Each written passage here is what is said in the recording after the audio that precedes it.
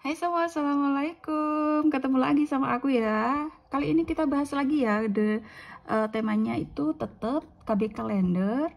Nah, teman-teman yang biasa melihat video aku mesti tahu ya gimana cara menghitung KB kalender.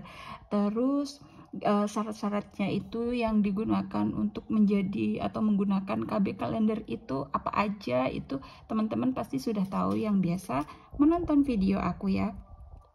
Oke, kali ini kita bahas KB kalender bulan September. Kebetulan kali ini adalah tanggal 18 September. Jadi mulai haidnya aku mulai dari 18 September ya. Nah, ini kita hitung seperti biasa, kita hitung ya teman-teman. Ini kan kita mulai haidnya ini tanggal 18. Nah, ini kita hitung hari pertama ya. Oke, kita hitung 1, 2, 3, 4, 5, 6, 7, 8, 9, 10, 11, 12, 13, 14. Nah, ini 14. Ini adalah masa ovulasi kita atau masa subur ya. Ini ovulasi.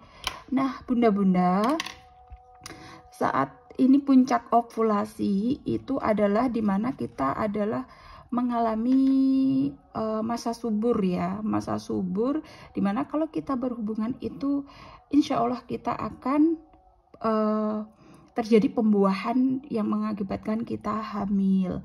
Nah, dalam KB kalender yang aku pakai selama 13 tahun ini, dan alhamdulillah saya berhasil ya. Nah, ini aku menggunakan rentan waktu ya. Jadi sebenarnya puncak ovulasi itu di tanggal 1. Cuman aku kasih rentan waktu agar kita lebih aman. Karena yang kita tahu bahwa sperma itu ada masa hidupnya kalau masuk di dalam rahim ya, itu ada masa hidupnya. Terus ovum atau sel telur juga ada masa hidupnya. Jadi setelah dia keluar dari ovarium, jadi ovum itu, sel telur itu bisa bertahan beberapa hari ya. Ada yang mengatakan ovum itu bisa bertahan sampai 3 hari. 3 hari bertahan. Terus untuk sperma itu bisa bertahan sampai 3-5 hari ya bunda-bunda. Nah, seperti itu. Makanya saya kasih rentan waktu biar kita aman menggunakan KB kalender itu. Nah, caranya gimana? Caranya puncak ovulasi dihitung mundur dari 5 hari ya. Oke, kita hitung 1, 2, 3, 4, 5. Dan 2 hari setelah ovulasi.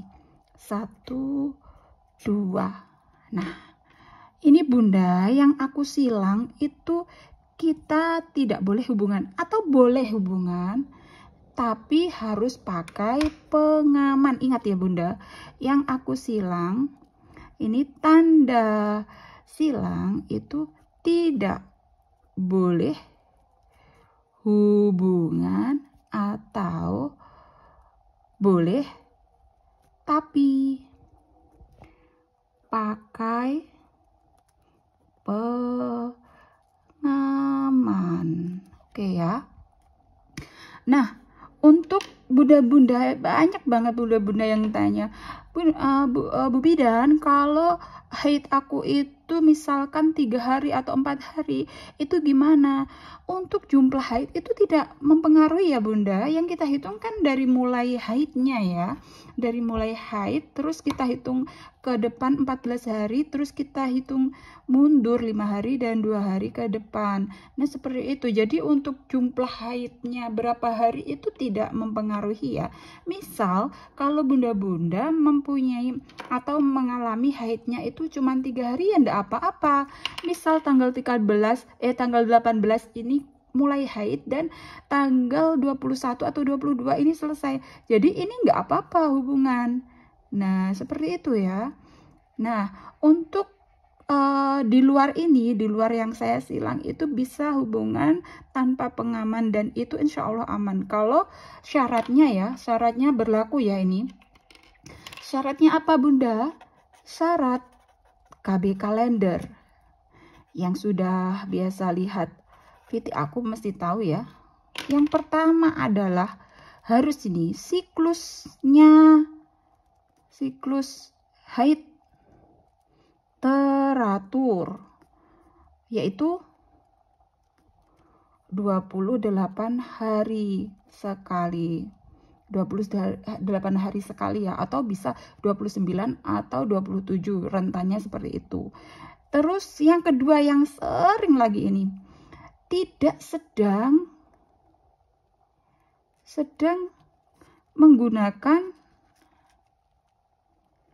KB hormon. KB hormon itu apa? KB hormon itu KB suntik 3 bulan, KB suntik 1 bulan, pil KB, terus implan. Nah, itu KB hormon ya, Bunda.